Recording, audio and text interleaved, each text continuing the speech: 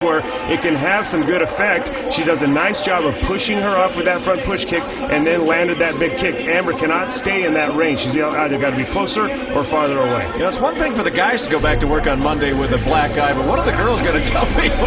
You know, and I know that Amber works in an office setting too, so it's kind of interesting to see here in your Crush Combat Cam, brought to you by Mountain High Motorsports, where Amber George, she got knocked down, but look, the way she came back, it really almost negated it. Yeah, and there's that front push kick, and Amber ran right into it and got knocked down, took the standing 8 from Ethan, but came right back with plenty more for Melissa. There's that jab we pointed out in the second round from Melissa Kiser as well. She'd follow it up. She just, as I said, she's got that jab. She had the perfect range and perfect distance. She's got to come right off that with a nice power kick, and she'd have done some damage. Amber has found that uppercut to be very effective and has seen that there's something lacking in the defense of Melissa Kiser.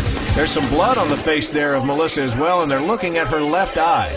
No, these guys are excellent corners. Looks like she's got a problem with her contact lens, but that blood, particularly with women, is really going to leave an impression on the judges. It really kind of, you don't like to see blood on a female, and when it's in a fight like this, it really can have an effect on a judge's mind. I wonder what goes through the mind of Brandon, her husband, when he sees his wife getting beat up and bleeding. It's tough. It's one thing to look at it the other way with the wife watching, but and now Melissa Kiser finding herself in trouble again.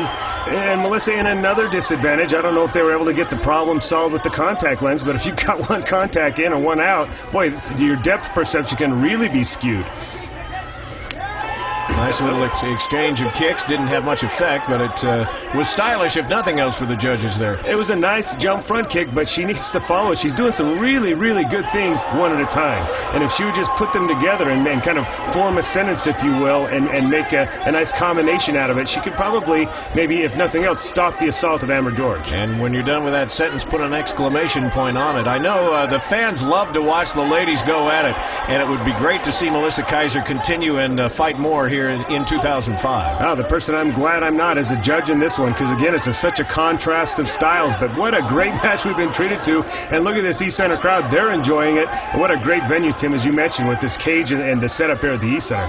One thing you cannot give a fighter, and that is heart, whether it's male or female, and Melissa Kiser, by all accounts, has taken many more blows than Amber has. She's done a good job with those kicks, but she continues to fight on, showing heart, showing tenacity. She really does, and both of these gals right here have shown more heart than a lot of our gentlemen have in this show in quite some time. Look at Amber George. She's not going to stop. This fight's almost over. She's already put in a good 7 minutes of non-stop fighting, and she's still continuing to go. And as you mentioned, Melissa Kiser keeps answering the challenge. So what a great fight. That's a spectacular look through the cage there as you see that huge big screen in the background. If you've never been to a finals event at the East Center with Ultimate Combat, you're really missing out on some great action. And you missed out on a great fight, this one right here, and this is what a great way to get this show started.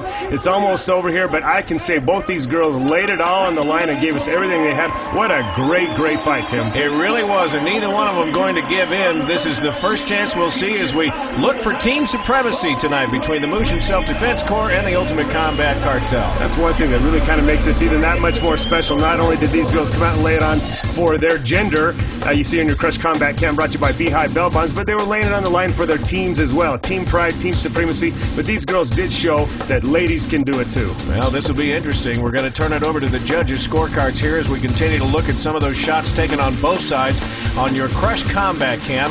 And Melissa Kiser, very impressive with her feet. If you could just see her put together some combinations with her hands. Let's listen in. Judge number 2, 29-28. And the third and final judge also scoring at 29-28, a unanimous decision for your winner, the Ultimate Combat Training Center. Amber George is going to get one up on the win column for her team, the Ultimate Combat. By the narrowest of margins, though, Tim. It was unanimous, but all three judges saw it the same way, by a very narrow margin. Amber George, what a great fight. I can't say any more about that. This post-fight interview sponsored by Rocky Mountain Chrysler Jeep at 770 West